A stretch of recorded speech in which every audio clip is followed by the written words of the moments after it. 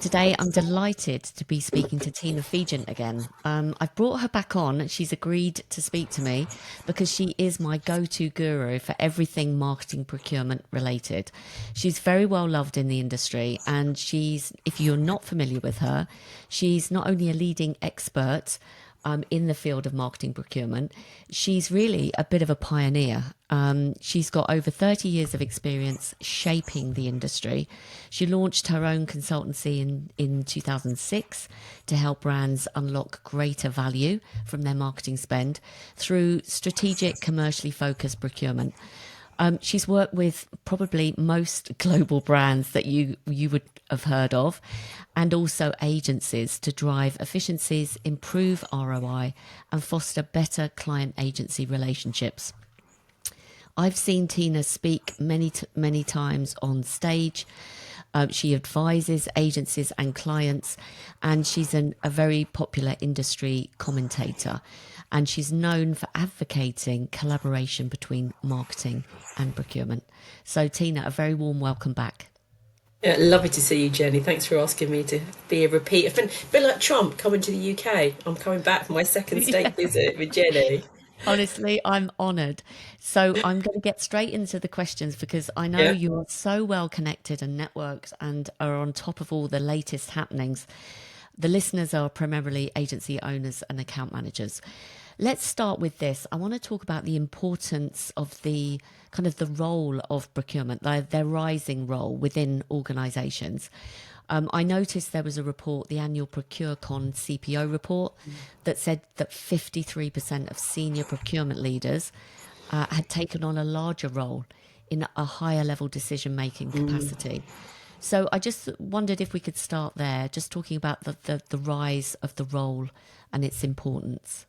Yeah, I think especially I think post COVID, when all those years ago when MDs and CEOs were like, well, we need to look at our supplier agency contracts and who's responsible for it. So I do think we have become, and I totally agree with that report, and I was involved in a bit of it as well, in that we are much more strategic than I think we were. And I have done like a manifesto. I've had a call out to procurement to move away from being those tactical cost cutters to more strategic enablers. I think we are being brought in earlier into conversations, especially just literally come off a call with a client, very, very big, well known pitch. The procurement director is there today in the thick of it all with the CMOs. So I think we are really helping shape the future of working alongside our marketing colleagues, be it agency models, looking at scopes and other things that will cover like ESG and diversity. But I do think we are getting brought in a lot earlier. I think I totally agree into strategic conversations. I think we're managing complexity and not just cost. You do have got those that are focused on cost and economic climate. And there's a lot of pressure on the direct side of things. If you look at FMCG, the focus, the increasing cost of raw materials, they can't pass all on to us. So there is an element of marketing. We are picking up some cost savings, but we know how complex the category is. If you look at Tom Salmon's agency by agency report, 25,000 or 23,500 agencies, over 27 categories. It's a very complex supplier landscape, and you overlay that with 50 media channels that there are. You overlay that with geopolitical. Mentioned about Trump. In ProcureCon recently, I did a panel where we spoke about the impact of tariffs, and there was a company buying their product itself from China, and now they had to sort of plan about how that would happen in terms of costs. So we're not just looking at the commercial side of things. We are managing the complexity and ESG and diversity. And I think my last point is we are much more collaborative, and that's always been the thing for marketing procurement.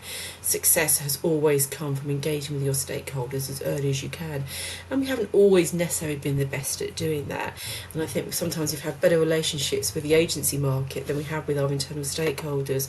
But I think I am seeing that marketing procurement are much more involved upstream, which is great, than being that strategic enabler and not the tactical cost cutter, which I think sometimes we have been, and sometimes the press paints us of that as well. So yeah, I agree with the report. We're getting involved much earlier. When do you get pulled in to the process, Tina? Like typically, you've obviously got established relationships with lots of brands.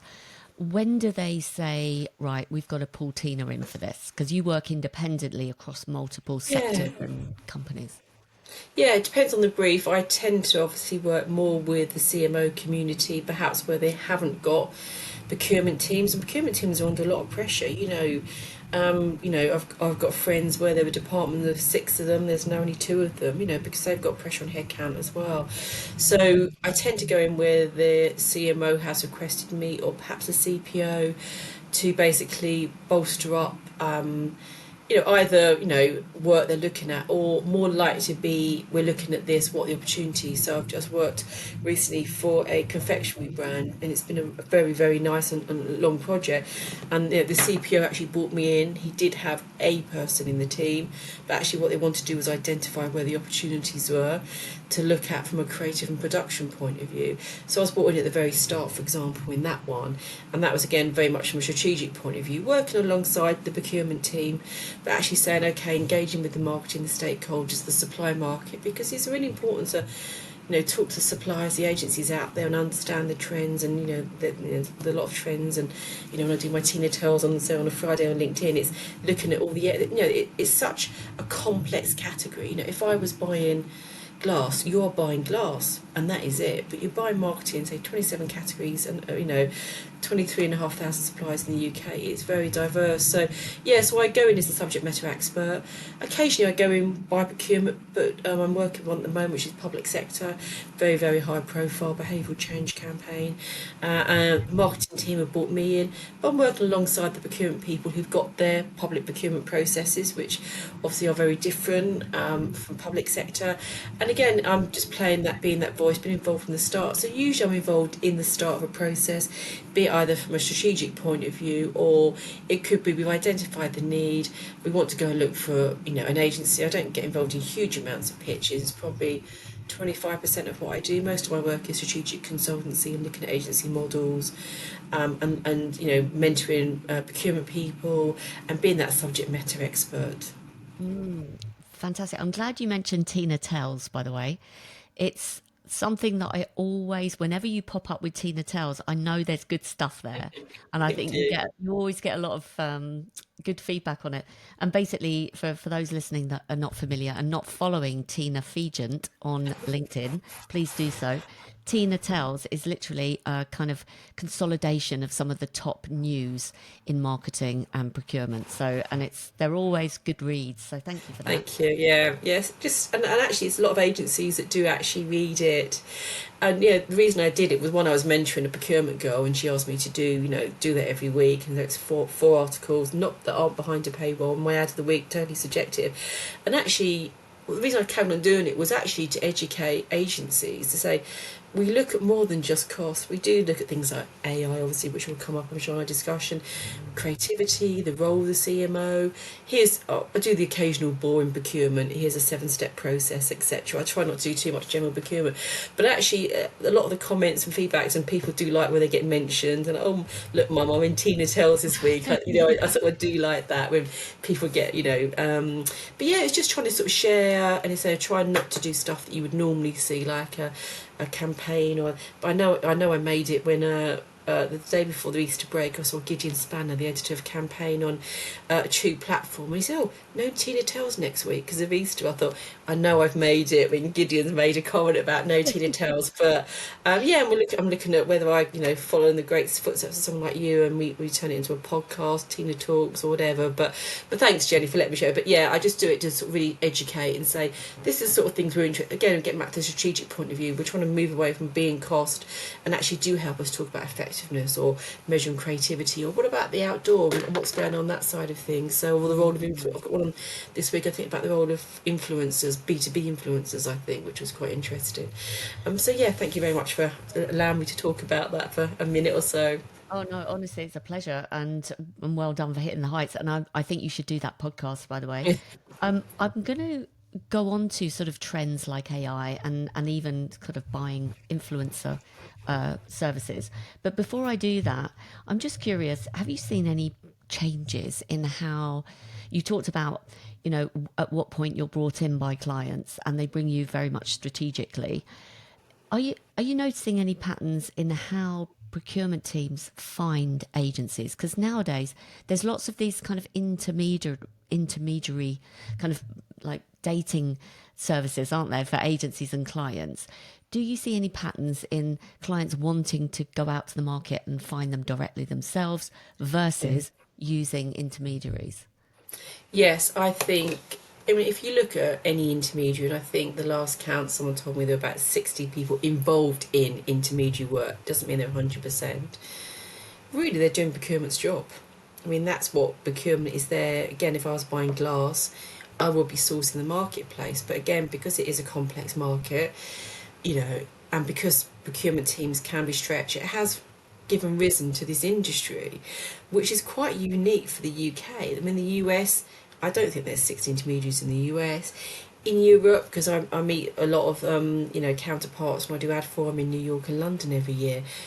It's quite, yeah, there's two in Spain, there's three in France, but it is quite, and marketing procurement was started in the UK. Myself and Jeff Cobber, who's at BT, and Mick Creeby's now retired from Guinness, alongside with Debbie Morrison when she was at Isabel. We were the originators of marketing procurement. So it's really interesting that marketing procurement was started as a job, as a skill in the UK. And it also lends itself to such a wide breadth of intermediaries. I have seen, when I've spoken to other intermediaries that are probably more involved in it, they think they've probably got 30% of the marketplace. So I totally agree with you that actually I'm seeing, as procurement become more educated, that the clients are taking more of a lead. But we won't talk about the ones that post things on LinkedIn, which is always a bun fight, isn't it? In 300 different agencies. I was talking about it yesterday at an event, that there was sort of a drinks brand that did that recently, and actually three of the agencies at this event all pitched in and all three got rejected. And when they asked why they used that process and can you give us criteria, so can't help that. And the procurement person at this brand apparently wrote back to said, we want the best. Well, how putting the best, put the request on LinkedIn to get inundated is find you the best. So intermediaries have a great role to play. They know they're, because if you're only pitching creative or media, the bigger spends every 3 years, every 5 years, it's quite hard for a procurement team in one way to keep up to date when they've got so much else, the other 26 categories to look at, and there's only two of them, etc.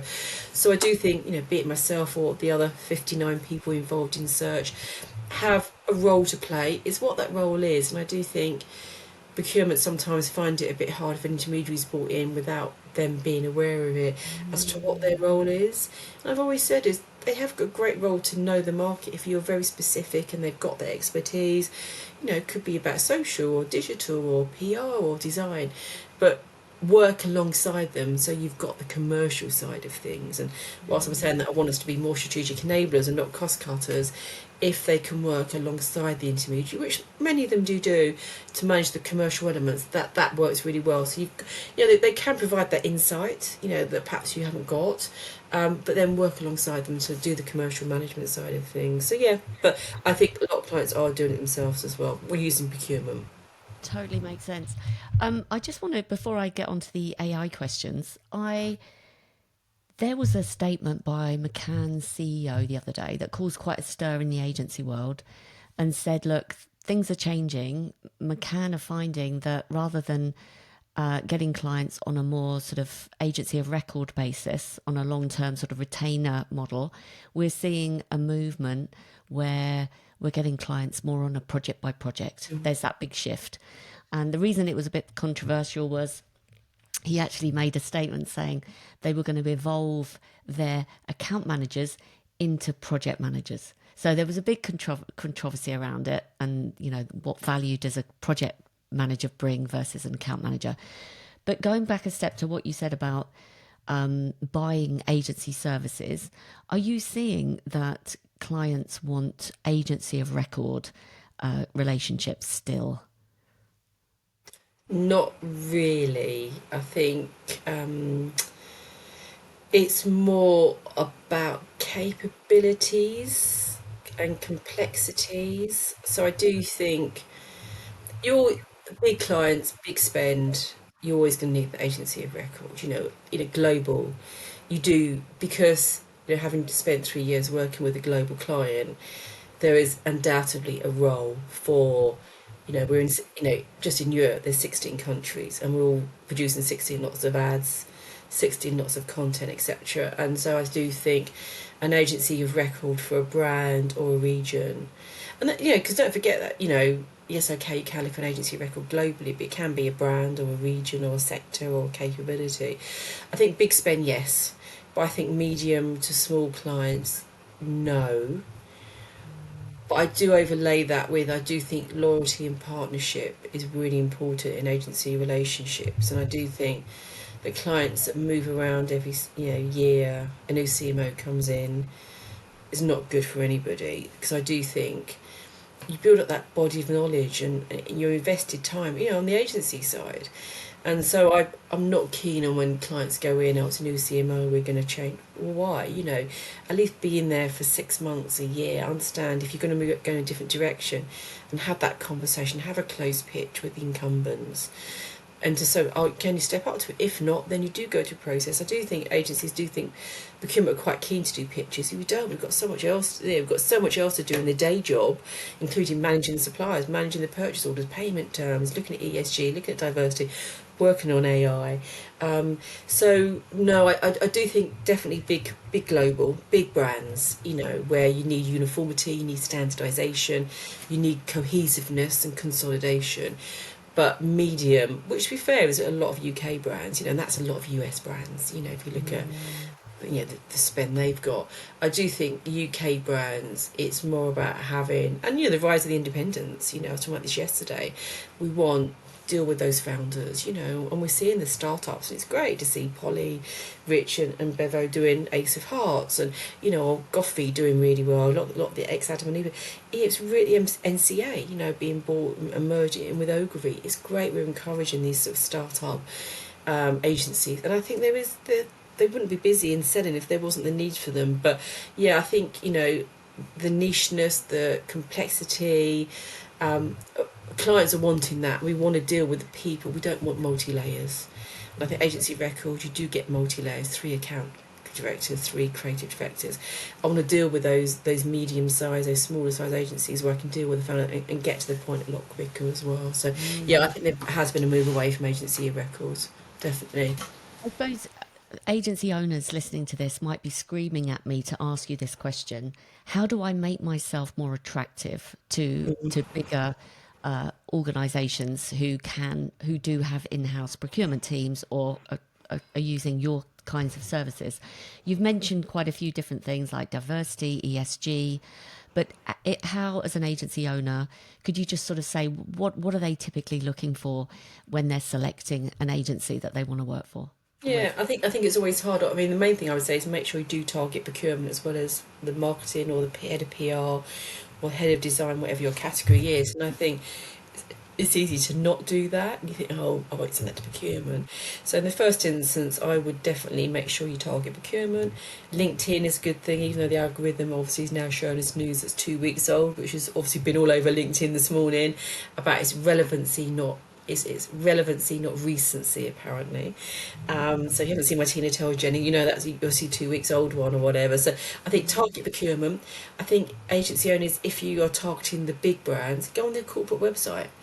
A lot of supermarkets, banks, for example, on their corporate website will have supplier portal or procurement portal, and you can register on there. So, and I've seen that when I've worked with clients. They say, "Oh, we've gone onto our SAP or Ariba system, and here's a list of suppliers that have registered for anything related to print, for example. Can we go to them first?" So I think engage with procurement, and we can all guess everyone's emails or use LinkedIn. I think look at corporate websites.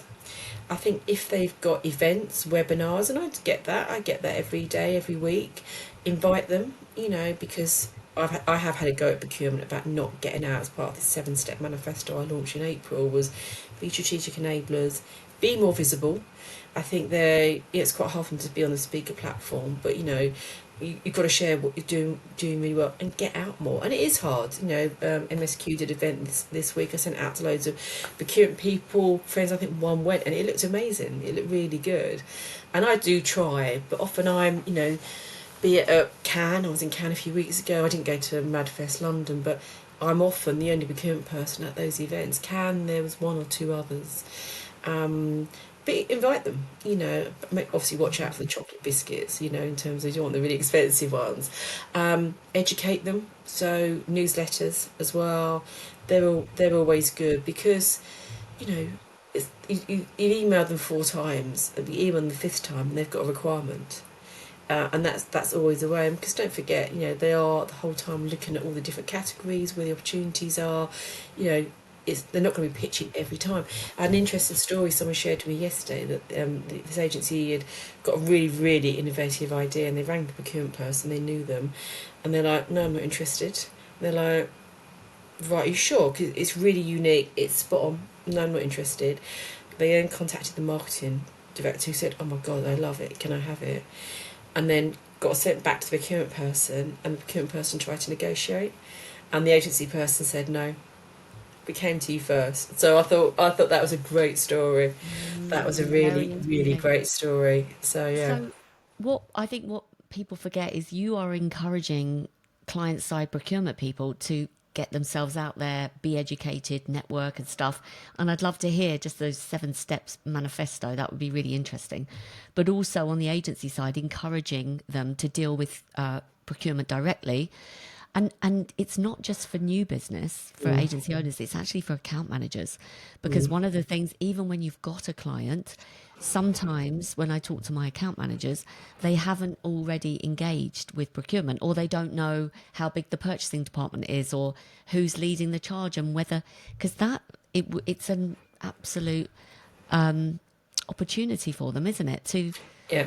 get passed around the organisation, Yeah. frankly. And when I look at who I've got the best and closest relationships with in agency world, people like James Murphy, or say, Polly, who's just setting up Ace of Hearts, ex McCann, they're all account people. They're all Really? account people that I've had those relationships with as they've gone up and stuff like that. Dealing with pitches, dealing with current clients. When I did Tina Towers 100, I got James. James was on there. He was one of the 100. Also did have Tracy Barber from Havas. I wanted a cross section of people, but I totally agree, Jenny. And I think, and I think the trouble with the account management sometimes is it's the managing partner, isn't it? It's those people higher up. But I agree with you when I do any sort of training, and so, it's especially account people is speaking procurement's language, because they are a client as well as the marketing stakeholder, or the head of PR, or the head of design. They are a stakeholder as well, and you're right, it's not just in a pitch process. Sometimes procurement aren't the best after a pitch process, and I do think building the relationship all happens post pitch, and being proactive, asking for quarterly business reviews, we call them QBRs. Account manager leads that. So, okay, we're going to sit down. And, I work for an energy company. We had a great relationship with a sort of CRM below the line agency. Absolutely. With the 2 or 3, I still remember them now. Every quarter we've been there looking at the scope, looking at the team, we're being proactive, etc. So I totally agree, account management has a key role. Once I think you've got new business in terms of a pitch, obviously they're taking the lead, but then when they transition to we've won it, here's the paid team, I do think it's a brilliant role for account management to take the lead on his building and understanding it, because I think if you're account manager and you're working with 3 clients and you've got 3 procurement clients in there, you can swap information. So, well, I've seen a trend on there about diversity. Well, I might talk to procurement client number 2 about it. So there's great synergies in terms of being that focal point in terms of procurement. And so, yeah, totally agree. I think it's a great role for account management to have. I'm going to take that as a soundbite, Tina. I'm conscious of time, and I really am desperate to ask you this. What are your observations about the conversations that clients are having about AI adoption in marketing specifically? I think it's early days for clients. I've got a B2B client that I'm working with who they're not even looking at AI, and they're perfect for AI agents, for example. So I do think agencies are probably a bit more ahead of the curve than clients are. Had one client on Monday talk about, we're using Copilot and we're doing this. So I think it's they're experimenting. but they're way down with their legacy systems, much more so than agencies are, especially if they're, a big UK or global client. So it really does vary sector by sector and size by size. But agencies, I've always felt that when I did my 3 years agency side 20 years or so ago, I was like, bloody hell, agencies are using tech much more easily than clients are. But my last SIPS is the trade body for purchasing team call that I lead 3 weeks ago. It was interesting that a few of them are starting to form AI boards, which was interesting, and that's the first time I've heard them mention it. And procurement actually are on those boards, because always the way when you buy it used to be when we used to buy IT and tech. And I remember when I sat with the team at John Lewis, it's like, where does e-commerce sit? Is it marketing or is it IT procurement? And we've always had this bum fight with IT procurement, and I've always said they should be merged. And actually, you're seeing that being merged now. But yeah, quite a few brands are starting to get AI boards. But it's only one or two people. Who was telling me? They so yeah, we just got one person in, and he's like the head of AI. But yeah, so I think they're experimenting. They are starting to form some boards, but I think they lack really probably governance. They're finding the way. Agencies are much more ahead of the curve, and I do think procurement actually, when I talking to my procurement colleagues, they are getting involved in these boards or committees, which is great to see, and it's good to see that it's marketing procurement, because obviously AO has many benefits. But yeah, I think agencies are ahead of clients in terms of implementation and use of. Would you advise an agency, because this is what the conversations I'm having. I ran a webinar last week all about AI for client retention and growth. So it's all kind of tools for agencies to, speed up their workflow, add more value to clients, do the research, da da da. Would you advise, because I think agencies also are formulating their councils or their boards, which then goes into what's our vision for AI, and then what's our policy. I've been encouraging account managers to initiate conversations with clients because, as you said, some are more ahead than others. Some are kind of, it's early days. Would you advise an agency to initiate a conversation with procurement about the topic of AI and Yeah, AI use? I totally agree. It's interesting. I had account person from one of the top creative agencies say, "Can I have a coffee with you 6 weeks ago?" She said, "Can I ask you about AI and remuneration and what do I do?" And it's a very, very well known agency. You'd all know. And I've used that story a few times. I've said to other agencies, "Look, that if they're thinking about it, you need to." So I totally agree. I think be proactive. Be exactly like with your webinar last week. Don't wait to be asked. And I think, and if you're engaging with procurement, think about how you're going to engage with procurement, because obviously there's discussion that AI drives efficiency, but obviously it's about efficiency, but it's also about creativity. It's about responsible advertising, and there's obviously a lot of queries about that. Obviously, we're seeing on LinkedIn this week about this AI influencer that was at Wimbledon, wasn't it? I keep seeing posts about that. So, yeah, don't wait to be asked. I think be proactive, explain how you're using it, explain your policies, and but make sure you're not focused on cost efficiency. Make sure because I've always strongly believed in going back to magic and logic, which is what 18, 19 years ago now, which I think you can still download a PDF. Was about we're all in it together. It is the clients, it is the agencies, and within the clients it's marketing and it is procurement. And can you use an AI tool to write a better brief? Can you use an AI tool to judge creativity? I've got one particular procurement friend who is using AI to look at the contracts, which is a godsend, because I hate doing most procurement hate doing contracts. So if there's an AI tool that evaluates contracts, picks out the main clauses, and makes it quicker for all of us. I've just had one that's taken 3 months, sort of to get in place. Just dealing with the client and the agency. So yeah, I agree with you, Jenny. Be proactive and make sure you cover things like efficiencies, but also creativity, ways of working, and responsible. Be responsible. How you're dealing with it, for me, is quite key actually as well in that one. And make sure you're understanding what their risk, the client's risk, and ethical framework is.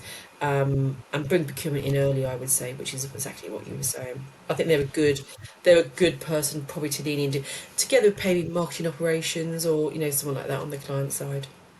Really good advice. Thank you so much.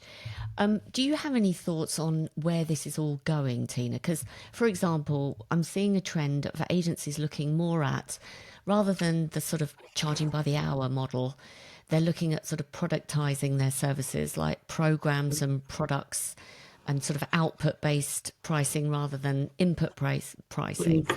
And then some agencies, a few have been successful with value based pricing. But do you have any thoughts on how ultimately, if AI is making agencies efficient, and clients understand this because they're using the tools as well, they can see how long things take. If they're then receiving cost estimates from agencies with X amount of hours that's not changing in line with the efficiencies, do you think that this is going to, how do you think it's going to pan out? Do you have any Mm. thoughts or predictions? Yeah, it's a good question. I know you're always a fan of the output pricing, aren't you? And I think it is interesting times. And obviously, the IPA produced their pricing report at their recent IPA business conference. I don't know if you can access it if you're not an IPA member, but it's worth looking at. I think we are an interesting time about that because I was in New York and meeting WPP and asked how they were charging for open, and they said, "Oh, it's could be a combination of fees, could be commission, could be license fees." Okay, I went to the loo and I came back, and a colleague said to me, "I've just had them on a pitch, and actually, they don't know how they're going to charge. You know, it is all three." So I do agree with you about. I think there'll be more of a move towards the outputs, not necessarily outcomes model. But as always, there are 10 to 12 different pricing models. You know, the old IPA pricing guide, the one with the Tango Man, blue face, I think that's still available from the IPA website. And when Creative Salon were interviewing me for the recent IPA pricing guide, I actually went to ChatGPT and said, what other pricing models are there? And it came up, there was one that I'd never heard of, subscription service. I thought, oh, I quite like that. And actually, I've been talking to a few agencies about license and concept fee, which I've always loved. You know, I've always loved, you want that concept, it's £200,000, and you want it to use it on that country, it's another 50 grand. And the reason I tell that story is years ago, apparently Sainsbury's did it, and it's when they had Jamie Oliver campaign, and say they charge, it would be, because AMV, 500,000 for that campaign. This is 20 plus years ago. And Sainsbury's came back and said, I'd like to now use that line on the bank, in the bank and the petrol stations. The agency said, okay, that's 100 grand saved for each. So I think to answer your question is, I think it will. I think it will, and I think it's good for agencies to be on the front foot. But still remember, there are many different costing models. We don't help procurement because we do an Excel and we do say have hourly rates. But agencies, I'm just looking at a massive fee for a client at the moment, millions, and I can't work it out. There's a blended rate. The blended rate is bloody good, but the construct and the team resource from the various departments, I just can't match it. And you think, still to this day, there isn't that degree of transparency to say, is this a good deal? So I think it will change remuneration models, and I think, why not push if as an agency you want to do the value base, you want to do the output, as long as you can back it up. And I did a tender last year, and there was one of the bidders. They were purely, it is budget's 250. We want 200 for this, and the other agency involved wants 50. I was like, right, no hourly rates, nothing. But you know what? I gave them the top commercial score because how they backed it up and their rationale was 12, 15 slides. Say, I thought, you know what? I'll give you, because you've explained it. If you, as long as you explain the rationale and say, okay, the client does want you to fill in this Excel, but if you say, well, actually, can we have a call? Always re-engage with procurement. We know, but we're trying to move to output. Can we put an option B in? And this is why. And we might have a performance-related fee, and I wish we had more performance-related fees that are risk and reward. That really seems to What have fees did you say? performance-related fees. Performance That related seems to fees, really yeah. die to death, and I love that. And when it works really well, as long as it's risk and reward. So there's up and a downside for the agencies because it drives great behaviour, and that's why the old commission system. If you look at Michael Farmer's book, his original one, Madison Avenue Manslaughter, he said that's why the commission system worked really well, because actually you spent more time doing the Jolly Green Giant work, and all agencies got their commission. So yeah, you've got the second one, haven't you? Which is the huge work, wasn't it? Yeah. So agency owners, I think, are listening to this thinking, okay, so you think clients would be open to different pricing models, but back it up. And can you just get a bit more granular about how that agency convinced you with that backup? I think they convinced me because it was, this is how it would work. This is the structure. This is the resource. These are the outputs. These are the guardrails. This is what you'll get for it in terms of the scope. And this is why we believe the model works. So, and it was a big deck. It wasn't 2 pages. It was 10, 12 pages. So there was the detail without the detail, because they don't have the hours, they don't have the hourly rates, but they really focus on the outcomes, in that we will provide that service to you, we will deliver what you want and probably a bit more, and it's for that flat fee.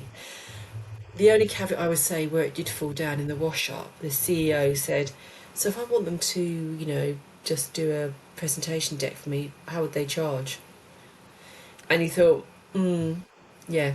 So that sort of did fall down a bit. I mean, unfortunately, they came second, so there was no further discussion to be had. But I think it was the construct, the strategy behind it, the convincing me as a procurement person of what was then 29 years, thinking, do you know what? I agree with that. I buy it. I buy it, which takes a lot to convince me that actually to move away from it. I mean, from the other extreme, where one of the projects at the moment is this huge fee, complete lack of detail. I think, oh, come on, agencies, you don't help yourself. So I think I would say if procurement asks you to fill in an Excel, fill it in, but say, could I look at option B? I think just ask if you can look at different options and if that is viable. So, and we think that will work better for you, because we all know you get overscoped, underbriefed, 55 lots of amends, etc. So, it's putting that construct in to say, actually, we think the way that you're working will lend itself to this model. But as I said, there's 10, 12 different models out there. But look at what this ChatGPT sold about your subscription service and see how that would work, for example. I think that's great advice. Be thorough, provide a rationale, and to think this agency sort of provided you with all that context, and then you then gave them the option not to provide the hourly fees is a very interesting insight in itself. But then also for agencies trying the same strategy, they also need to accommodate the client's additional requests. So provide some kind of rationale for how they'll deal with extra Yes, requests. exactly. Yeah, learn from that one. Yeah, definitely. Okay, so I want to go back a step. You said that you were looking at influencers, buying influencer services. Can you tell us a bit about that and how that works? Because I think there's some agencies that are in that field that it might be interesting. Any insight from the client's perspective? Yeah, I think it's really interesting area for procurement, and the main thing we struggle with, for example, with the clients is, do we go direct or do we go through agencies? And I think it's an increase in spend, as we know. Was it the Unilever CMO said 50% of our spend a few months ago will be spent on social media and influencers. The AI fake influencer lady that was at Wimbledon. I had a coffee with a global president of a B2B agency on Tuesday, and he was talking to me about financial influencers, which was really interesting, which I've never really heard of. So we know as a category of spend, of the 27 categories, we know as a spend category, it's rising up and up and up. But I think it comes with a lot of guardrails, and I do think, one, we struggle with, do we manage it ourselves? So do we manage those celebrities, those, whatever, how you define the influencers? Do we use an agency to do it? And that comes, I worked with a retailer 2 years ago who worked with a pop star, and they managed it themselves. But, it cost them, they had to get a person in who would manage it because they felt they would get a better service. But on the other side, if you've got a roster of influencers, then there is a role for an agency. especially in the metrics. And I do think that's one thing I do try and encourage marketing procurement to be stronger at, and that's one thing from Magic and Logic was get involved in the measurement of effectiveness. Are they posting? Are you getting the sales that you want? And if I see another Instagram influencer like Davina McCall or someone else on Ancient and Brave, which obviously I'm the target market, you think, oh yeah, I had two in the same space of a scroll. I forget what the other one was. I'm like two influencers talking about Ancient and Brave, collagen supplements or whatever. So yeah, so that's the dilemma we always have: is do we manage it ourselves? We're procurement, we can do it. Do we use an agency? I think they lean towards an agency because there's great roles for agencies to do. But again, show the value. In terms of, we can manage it, we can negotiate, and I think they do. I think, are there platforms that people can manage themselves, or the agencies using? So I think it's going to Can you be. still I hear mean, me? it It's is increasing frozen. in spend, it is increasing influence, but I think agencies probably need to engage and probably do a bit of a job in terms of engaging with procurement a bit more in terms of the value that they do. I've lost you. I don't know whether you can hear me. Let's see if I can. Oh, you're back. I'm back. Sorry, I went. Oh, I don't know what happened there. Did something change? Just my internet seemed to go. Oh, okay. You're back. You're back. Yeah, Um, we were just talking about influencers and measuring effectiveness and making yeah, sure that. And how do you purchase the influencer? Like, how do you evaluate? Well, is it worth it? yeah. Have And you that's broken it? exactly, and that's what an agency can do really well, because you get two or three quotes, and one's 15 grand, one's 50 grand, one's 100 grand. How would we know? Again, we're not buying them that often, but like we said, that's why we're using an intermediary. So that is a great role of an agency, but I do think agencies need to make sure they engage with procurement and talk procurement's language and help educate them and say this is what we can do, and actually they probably are negotiating with the influencer and they are doing the commercial side of it as well, but maybe not sharing that. And that's all I always find that with agencies. That's why I always ask for added value in any pitch, because they're always doing added value. They're doing free training, free workshops, access to these awards writing, and they're just not telling clients and they're not putting a value. I've just done this big B2B brief. I said, where's your added value? I mean, one was generic. It was a whole co, and it was just like, yeah, anyone can access that. But another one, the one it really put a lot of effort into, 2 free workshops, our training academy, we do this, and put values against it. So I do think there is a great role for digital agencies, social agencies to engage better with procurement, educate. The best panel I saw years and years ago was a PR firm, I think it's Hill and Knowlton, years ago before COVID, used to do an annual conference. It was brilliant. And the best, for 2 years running, they had a panel of influencers. And it was great just hearing, and I actually follow one of them today, Mr. London, I think. I still follow him on Instagram. Just hearing how they work, what they want from brands, because they don't want to, get told put this up and talk about it. Really interesting to hear from that, and it was all facilitated by the agency, and I love those sort of panels where you hear from the people, the influencers on the thing. So yeah, shout out to any PR or digital agency owners listening. Put some webinars in, or put some face to face in with a panel of your influencers, and invite procurement to it. What a great, great piece of advice. Um, another couple of questions. I'm very conscious of time. Um, I'm keen to kind of squeeze you dry for any other advice you would give to agencies listening. Any kind of thing that you could go, come on, you've given Yeah. so many tips, Tina, but anything else that we haven't talked about that I think would be really interesting to Yeah, share? I think when you do that approach, make your approach relevant. I sat in a agency creds as a favour 2 weeks ago for someone, and they just spoke about the craft. Okay, so nice work you've done, but if you want to talk to me, you need to make it procurement relevant. So, you know, what other clients you're working with, effectiveness, transparency, ways of working, AI. So I think I would say make your decks procurement friendly. I mean, you're always going to tailor them, aren't you? You've always got your standard 10 slides, but make sure you've got some procurement ones on there. But I did tell the story years ago. An agency, I went in to see them, presented their deck. They sent it to me afterwards. And unusual, I actually looked at it, and there was like 6 slides that I'd seen, and there were 9 slides in the deck. The last 3 slides were a brief about me that they'd forgotten to take off. Luckily, it was positive, but they forgot. Yeah, obviously, No. they'd done it, and someone had done it and shared it. And yeah, she's friends with Debbie Morrison. She's done this. She says that. So yeah. So if you do anything and you share anything, make sure you take any prep stuff off. So yeah, I think definitely affect. I think the biggest thing for me is make it become relevant. Did it work? I appreciate creativity. I really, really do. A lot of procurement people don't. Did it work? Did it drive the sales? Did it increase the brand awareness? Did more people redeem the coupons? And I think the other thing is treat procurement as a partner, not a blocker.